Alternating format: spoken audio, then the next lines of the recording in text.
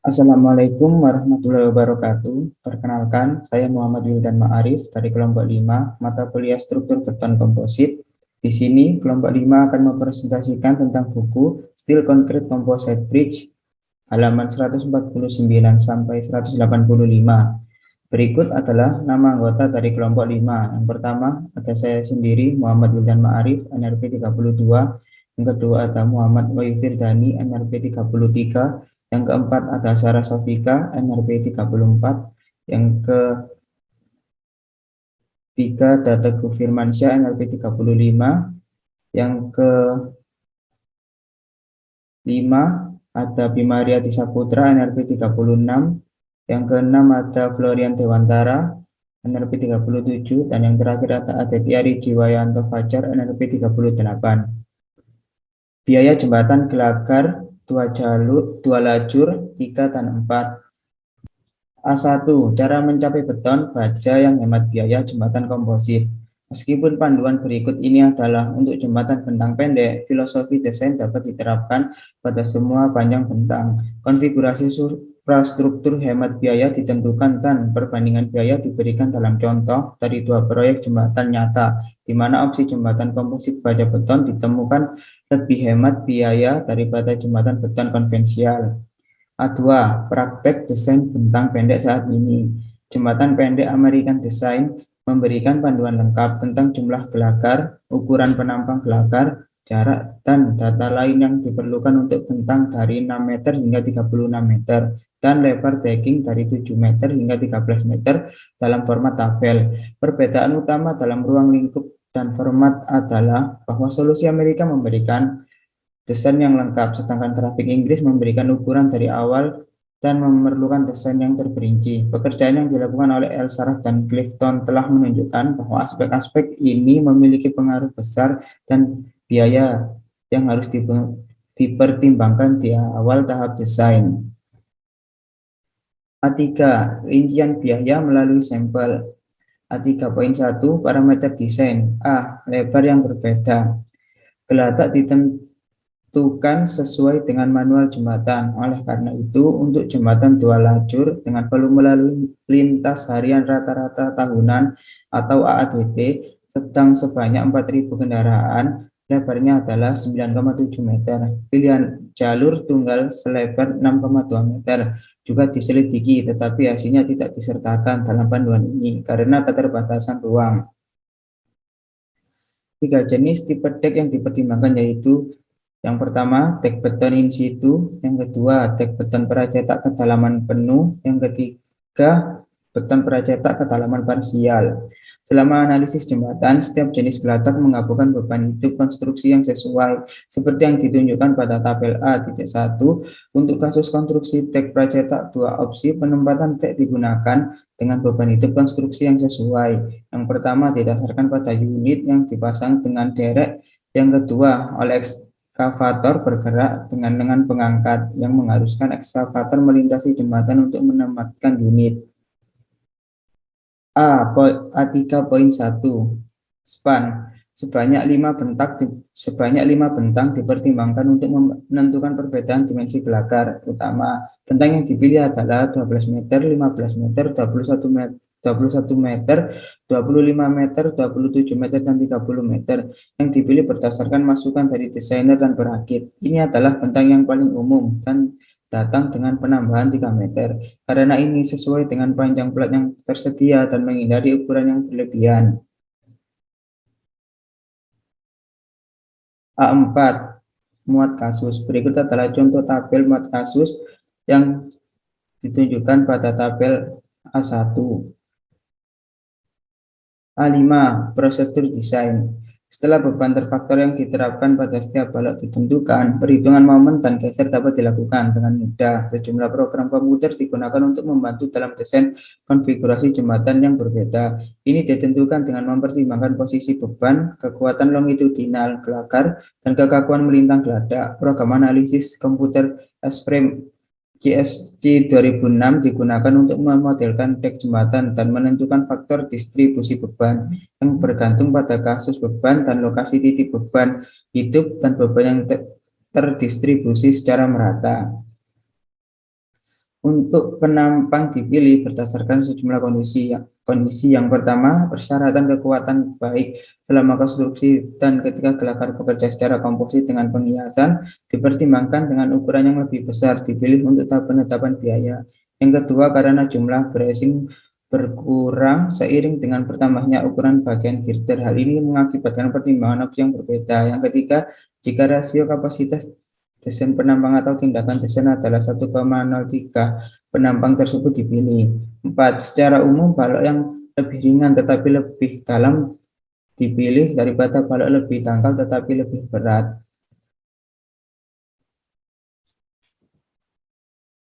Available blade dimension. Berikutnya itu ukuran plat yang tersedia.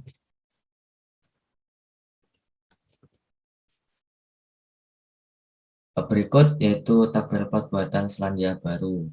Ada grids G300 MOD, terus kemudian ada grid G350, ada grid G300 MOD LONL15, dan grid G350 LONL15. Berikut tabel plates yang secara umum diimpor. Ada grid G250 per G300 dan grade G350. Initial sizing of main girder, yaitu ukuran pertama girder utama. Petunjuk dasar berikut yaitu memberikan perkiraan awal yang kasar tentang ukuran penopang untuk jembatan multi girder lempeng yang dimaksudkan hanya digunakan di mana konfigurasi telah dipilih dan tidak memberikan indikasi. Background to the Fatigue, the second criteria for Fatigue. Itu latar belakang dari kriteria desain kelelehan untuk jembatan. In developing the Fatigue decision criteria, Fatigue lift of 1,700 years has been assumed this approach is compatible with 100 year decision life on the basic date, yaitu pengembangan desain kelelahan dan desain kehidupan 100 tahun berdasarkan yang pertama, jembatan akan diperiksa secara rutin dan dijaga dan juga akan ketahuan kalau kerusakan akibat kelelahan. Yaitu yang selanjutnya yang kedua, ketidaksiapan dengan batas yang relatif rendah dari jembatan di mana kelelahan telah dicapai dan benar-benar rusak. Asumsi tentang peningkatan muatan dan peningkatan volume kendaraan berat dan massa bersama dengan asumsi konfigurasi kendaraan komersial pada 4 jenis utama. The cumulative fatigue damage of this stress history is converted to the equivalent damage of one cycle of amplitude F equivalent M where di mana kerusakan kelelahan kumulatif dikonversi ke kerusakan yang setara dari suatu siklus amplitudo, di mana yang menggunakan rumus gamma NI buka kurung F I tutup kurung pangkat M sama dengan N ekuivalen buka kurung F ekuivalen tutup kurung pangkat M, di mana N ekuivalen yaitu 1. In determining the maximum stress strength in the component under consideration, only 720 of the effects of the basic load is used. This rejection has been introduced to take the following into consideration, yaitu kisaran stres maksimum hanya 70% dari efek beban dasar yang digunakan dengan pertimbangan yaitu yang pertama, the actual stress in a component are generally less than the theoretically calculate values because of arterial load paths, yaitu suatu komponen umumnya kurang dari nilai-nilai yang diperhitungkan. Yang kedua yaitu the actual lateral position of heavy vehicle fares and the nets generally coincides with the crucial lateral position, yaitu posisi lateral yang sebenarnya dari kendaraan berat bervariasi dan umumnya tidak sama dengan posisi lateral yang kritis.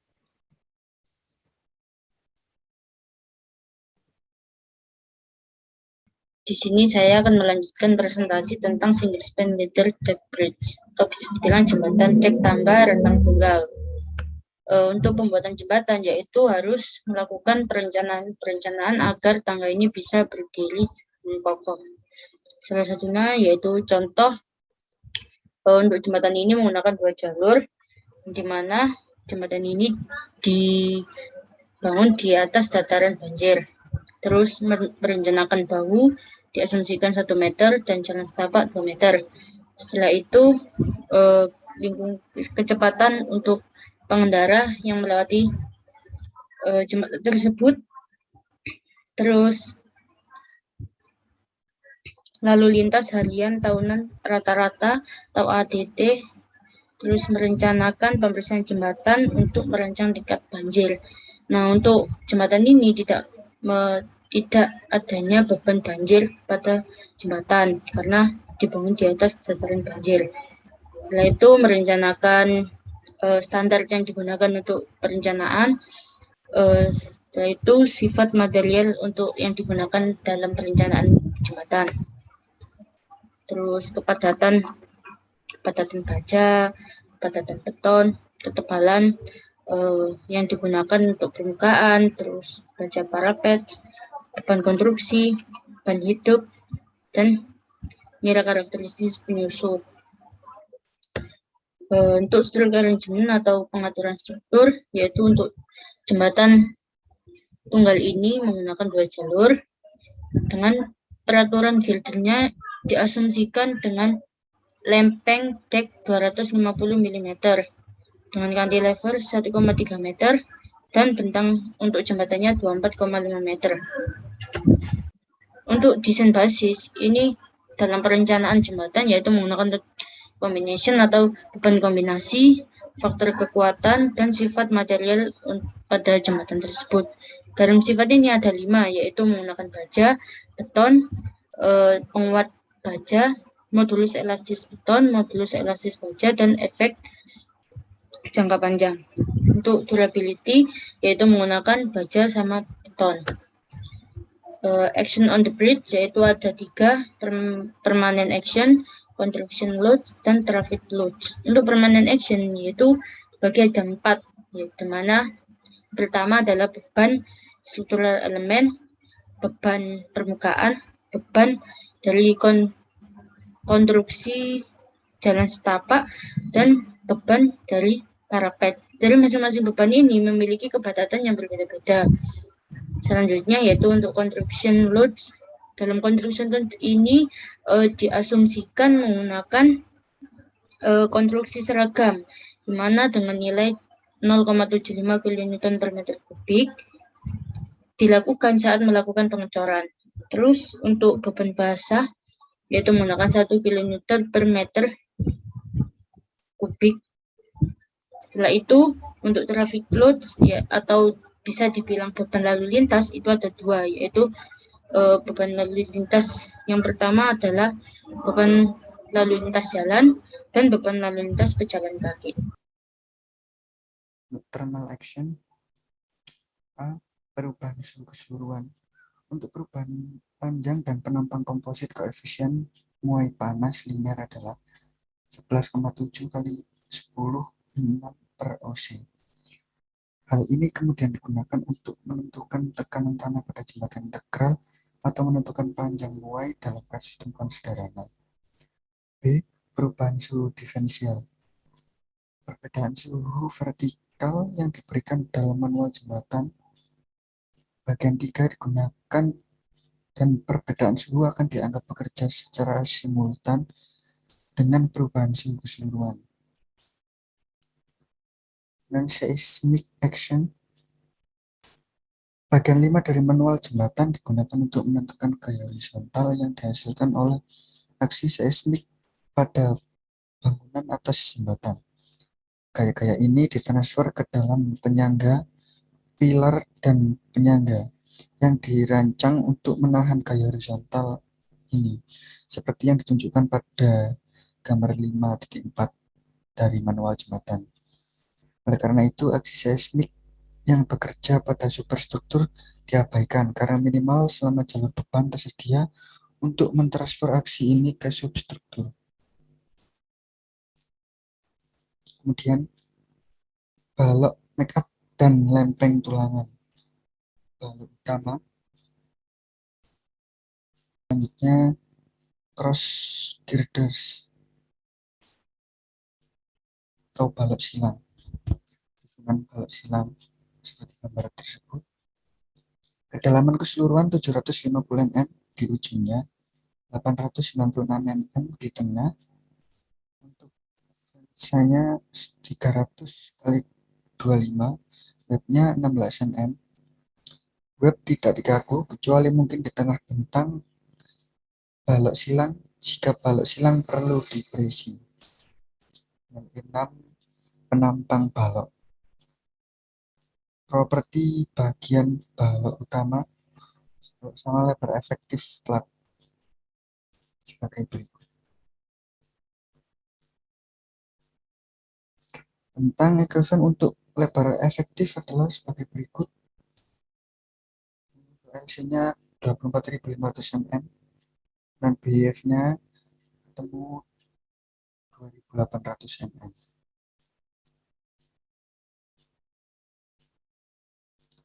Kemudian pemeriksaan kelangsingan. Dari hasil yang diketahui, oleh karena itu bagian baja telanjang tidak cocok.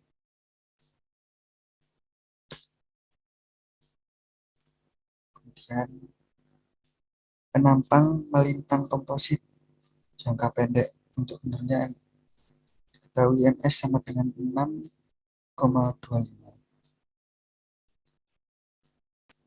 Penampang balok bentang cocok asalkan flange atas ditahan oleh konektor geser dalam batas spasi yang diberikan dalam AS 5100.6 klausa 6.1.8.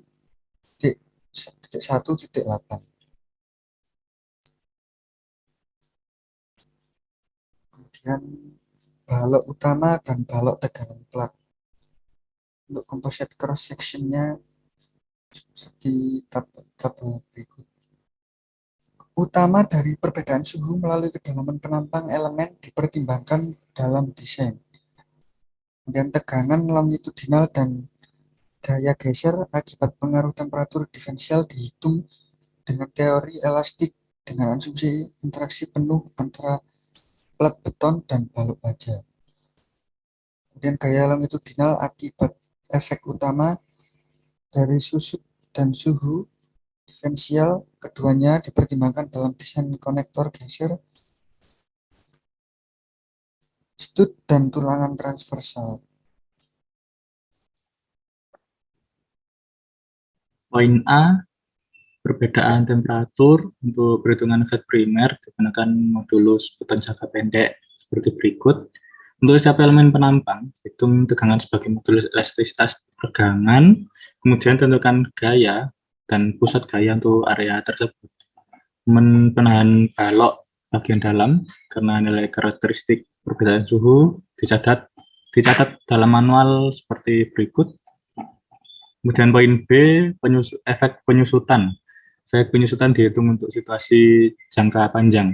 Nilai karakteristik susutnya adalah 0,0002 dan digunakan rasio modular jangka panjang. Section Properties Cross Girder. Penampang komposit dari cross girder mencakup setengah dari lebar pelat terhadap gelagar melintang yang berdekatan. Untuk penampang komposit yang efektif dengan memperhitungkan shear lag, untuk LC sama dengan 11.700 mm dan lebar efektif pelat seperti berikut. Diasumsikan hanya satu garis konektor pada garis tengah balok. Untuk hasilnya, pada tahap 1 ada berat sendiri pekerjaan baja, berat sendiri beton, dan beban konstruksi. Kemudian tahap 2 ada berat sendiri parapet, berat sendiri permukaan jalan, berat sendiri konstruksi perkerasan jalan, dan penghilangan beban konstruksi. Nilai desain dari efek kombinasi, nilai desain diberikan pada bagian E8 untuk situasi tertentu dalam desain gelagar utama dan silang. Dalam praktiknya, desain bagian lain dari struktur juga perlu dipertimbangkan. Efek antara gelagar silang, ULS atau kendur terburuk pada cross girder, adalah tegangan elastis pada penampang efektif yang memungkinkan terjadinya shear lag.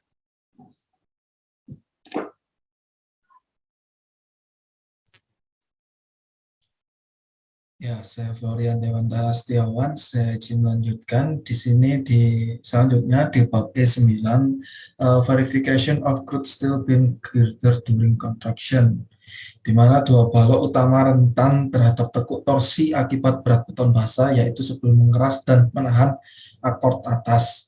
Jadi balok diamankan sebagian terhadap tekuk dengan adanya komponen struktur silang. Nah, balok silang memberikan perlindungan anti puntir yang fleksibel untuk balok.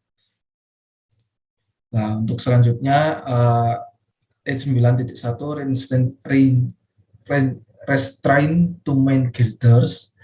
Jadi untuk menopang balok utama, balok silang harus berukuran untuk situasi di mana dua sayap kritis mencoba bergerak ke arah satu sama lain dan memberi tekanan pada balok silang.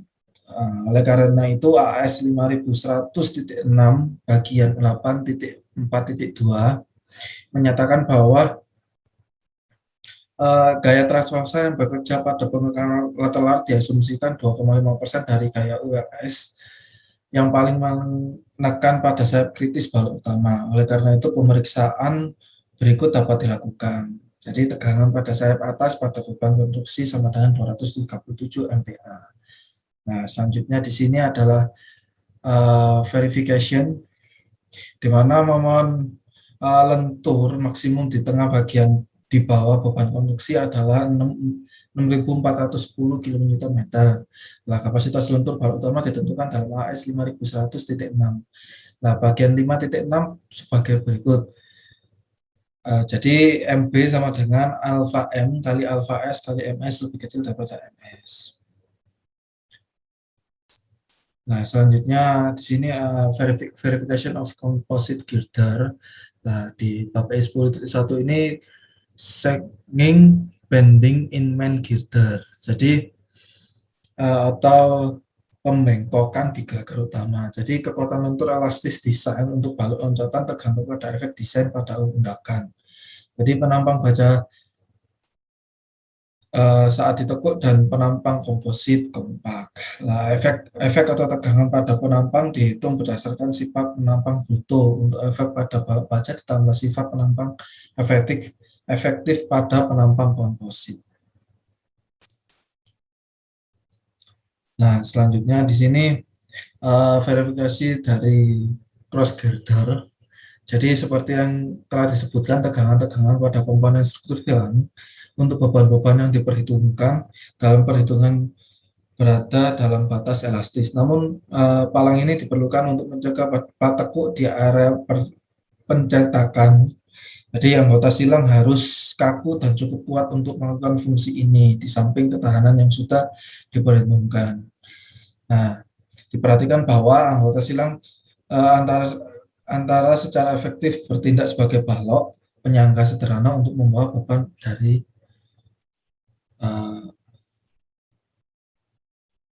nah, selanjutnya di sini adalah longitudinal shear.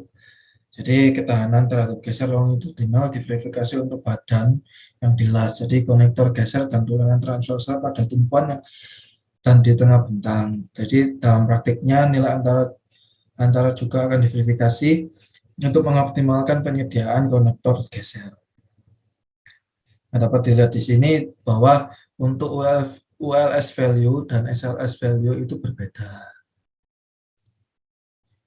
Nah, selanjutnya di sini adalah section properties. Jadi untuk melihat parameter dari AT, YC per IT, jadi diperlukan seperti dalam tabel berikut. Nah, untuk shear flow at OLS, jadi force di top flames, jadi sebesar 1762 kN. Jadi untuk force di slab junction itu sebesar 1043 kN. Nah, selanjutnya adalah shear flow SLS. Jadi force at slab junction itu sebesar 660 kN. Jadi perlu diketahui bahwa shear flow pada LSL ini diperlukan verifikasi dari shear connector. Selanjutnya adalah web or flames weld. Jadi desain weld resistant itu diberikan di tabel 9.8 dan 9.9 ASI 1999. Nah, untuk 6 mm itu weld TW-nya itu 8 mm. Nah, lalu untuk resistance of two welds ini 2220 kN. Jadi lebih besar daripada 1762 kN. Jadi shear flow at top flames itu oke. Nah, shear flow at di bottom flames itu sangatlah kecil dan tapi dapat dikatakan oke dari infeksi. Sekian dari saya, mungkin bisa dilanjutkan dari teman saya. Terima kasih. Ya, selanjutnya analisis struktur yang dilakukan oleh HRA menunjukkan bahwa penggunaan nilai ini menghasilkan prediksi yang lebih mencerminkan terhadap pengujian fisik. Oleh karena itu, desain resistansinya menjadi seperti ini. Jika digabungkan sepanjang balok, desain resistansinya menjadi seperti ini. Selanjutnya E11D7 tulangan transversal sebesar 1025,75 kN per meter. Bagaimana LS maksimum gesernya 1046 kN per meter. Desain resistansi dari tulangan transversal ini diberikan di AS 5100T6.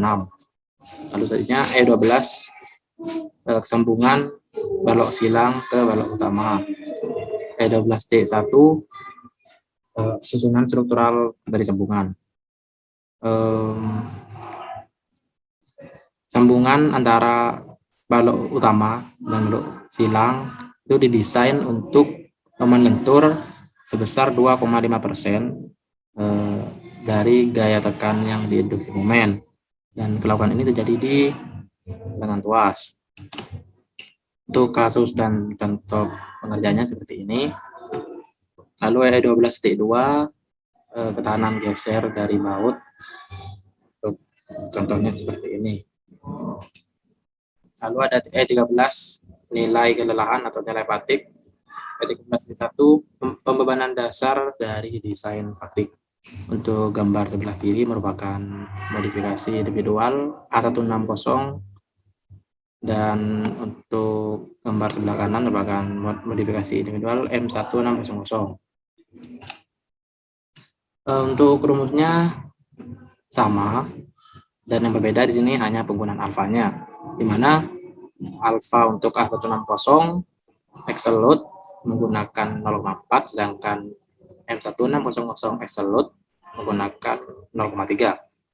Dan untuk faktor rutenya untuk jalan perkotaan menggunakan 0,3, dan L-nya merupakan panjang efektif dalam meter dan digunakan di momen lentur positif untuk reaksi dan balok silang. Lalu E13.2 tentang efek akibat lewatnya kendaraan fatik. Untuk rumus dari fatik komponen fatiknya M1600 0,7 dikali M1600 dikali 1 plus alfa, dan faktor rutenya menggunakan 0,3. Lalu E13.3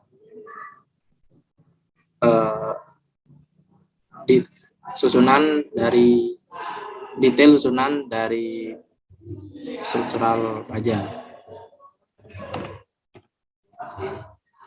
Untuk desain panjang tengahnya itu panjang efektifnya menggunakan 24,5 meter, sedangkan untuk bagian bawahnya menggunakan F sama dengan 2008,67 dibagi 67 maksud saya.